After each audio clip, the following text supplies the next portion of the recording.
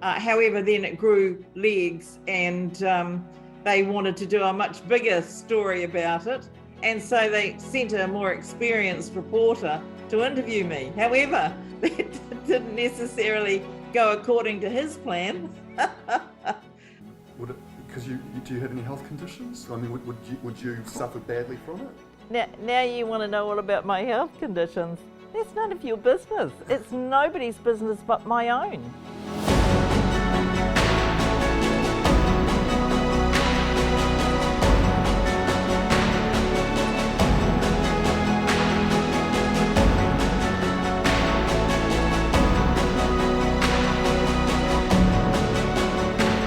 Excited to have our first ever interview with a New Zealand mayor, Sandra Goudie. Thanks so much for coming on to talk to us Australians. Oh, look, it's an absolute privilege.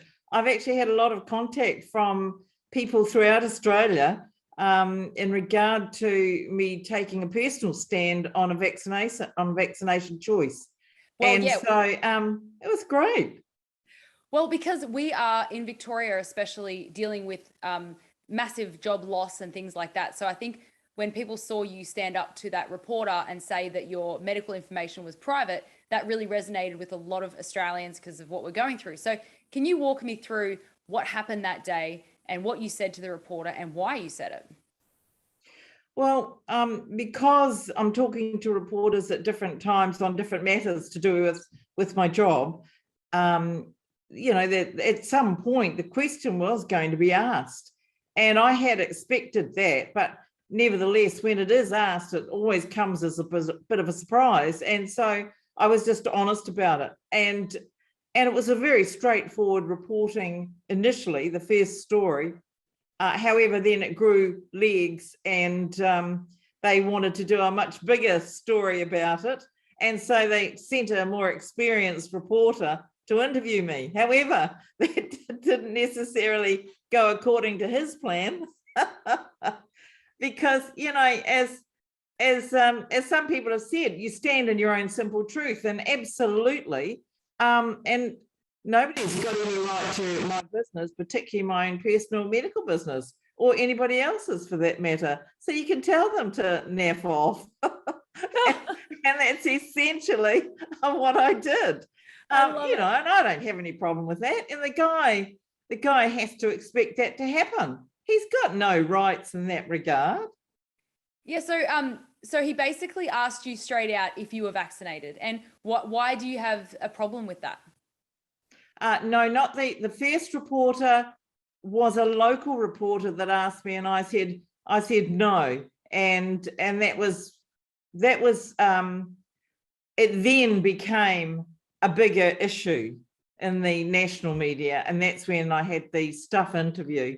When you talk about this other option, really you're just kicking the can down the road, aren't you? You're not actually saying you'd get vaccinated with it. You're just saying you'd consider it at that point? Oh, seriously consider it, absolutely. But you're not guaranteeing that you would take it? No, I'm not going to give a guarantee about that.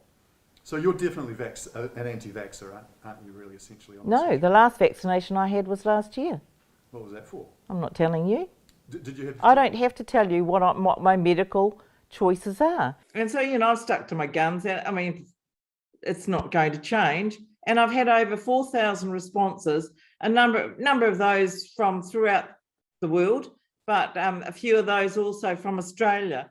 And only a few days ago, one from Townsville. So it's been quite interesting. And, you know, I've done what I can to just help people through the difficulties they're going through. I don't support mandate at all. No jab, no job is absolutely horrendous. I can't believe that we've got to a point in our countries where that's the case. It's like a horror movie acting out in front of us. I know. And the reason you've had so much response is because people are looking for guidance. People are looking for leaders to stand up for themselves so that they can feel the power to stand up for themselves. So hopefully you've done that. Now, what is going on in New Zealand with the mandate, with mandatory vaccinations? Is it mandatory? Are people losing their jobs? What's happening?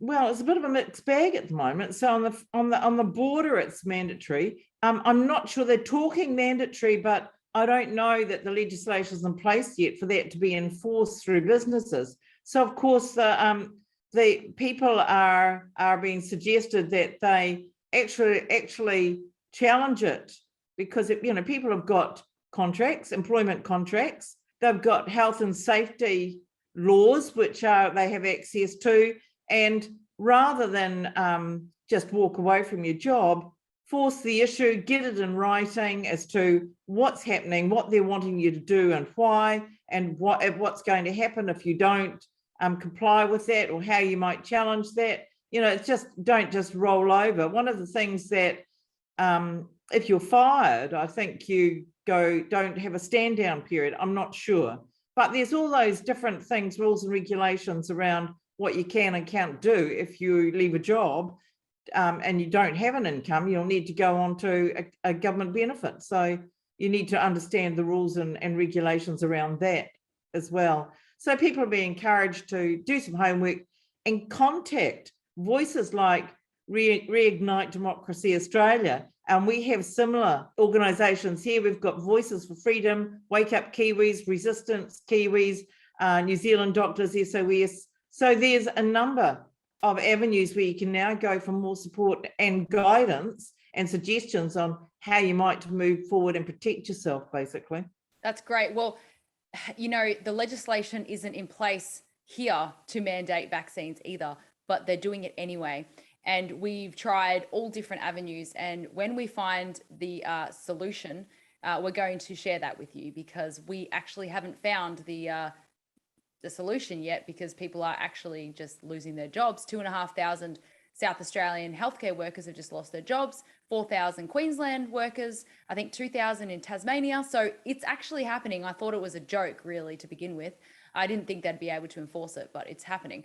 So but if they walk off and don't challenge it, it doesn't, does that help? Because they've got an employment contract, I would have thought.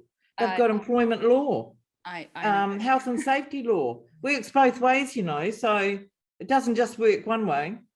Yeah. I feel for them. The stories have been horrendous. It's and also the stories of people who unfortunately couldn't hold the line because they had they felt. So we have to sympathize with those people as well, and just fight for them to not get the booster shot, right? So there's the battle is not over. But with New Zealand in general, obviously we've seen a lot of Jacinta Ardern, Do you want to give us a general idea of how COVID has been dealt with in New Zealand and your take on all of that? Right now, just from looking at what's going on and how it's been handled, it just looks a dog's breakfast. It just looks an absolute mess. No one knows that they've got this traffic light system which is being changed, and no one's not quite sure which part of the traffic light system you're in. Is the traffic light system actually in play, or are we at a level system currently, or it is just very, very messy. And it was just brought to the media attention this morning that a couple of the lines as part of the traffic light system instruction had been deleted. And, nobody knows what's happening with these things. So 1 minute there's an instruction there and then it's gone. So, how are they going to work the borders? It's just, they want to keep the vaccinated, give them some freedom, and keep the unvaccinated locked down. It's just ridiculous. I think it's actually time to drop the mandates, drop the borders, open it up, and just deal with it. Amen. I mean, in Victoria right now, I also refuse to disclose any of my private medical information, and I cannot sit down at a cafe. I get kicked out. So segregation is it's well and truly in force in Victoria. So now, do you have a message for Australians in general? I mean, this audience is obviously primarily Australians. Is there anything that you would like to say to us at this point? Well, I always admired Australians. I always thought they were a bit more gutsier and a bit more out there, and much more prepared to fight for their rights and their freedoms and their choices. Because this is not just about vaccines. This is about freedom and choice. And I think it's heading for trying to instill a digital passport which shows your vaccination history, and then you can be penalised accordingly. And so this is a type of legislation that's actually been introduced to both our countries at this moment, is this digitized verification identification system. And it was interesting to see in our legislation that potentially the providers of those verification systems are indemnified. They don't have any liability, which I find interesting, because nor does Pfizer in the introduction of a pandemic vaccine. So these are the sorts of things we've got to keep our eye on. And can I just say to everyone, you know, it's just stay strong, connect to your people around you, and, you know, participate in local events. Just there's so many going on here in New Zealand, in townships throughout the country and cities throughout the country. There are meetings all over the place with like-minded people. There are marches. There are thousands going out to these marches. They are hardly covered by the media. Everybody's wondering what's happened to our media. It's really sad. Never thought we'd get to that in our lifetime, and here we are. And we all still remember strongly World War I and II. I'm really excited that you mentioned the 4 organisations that are running in New Zealand, because we will definitely put their websites and contact details in the description of this video, so that people in New Zealand can find them if they don't already know them, because we know the censorship and everything is pretty hardcore, and we need a way to connect each other. So thank you so much for bringing that to the table. And look, I can't think of a better ending than what you just said. So we're going to end it there. But thank you so much for your time. Stay strong. Kia kaha.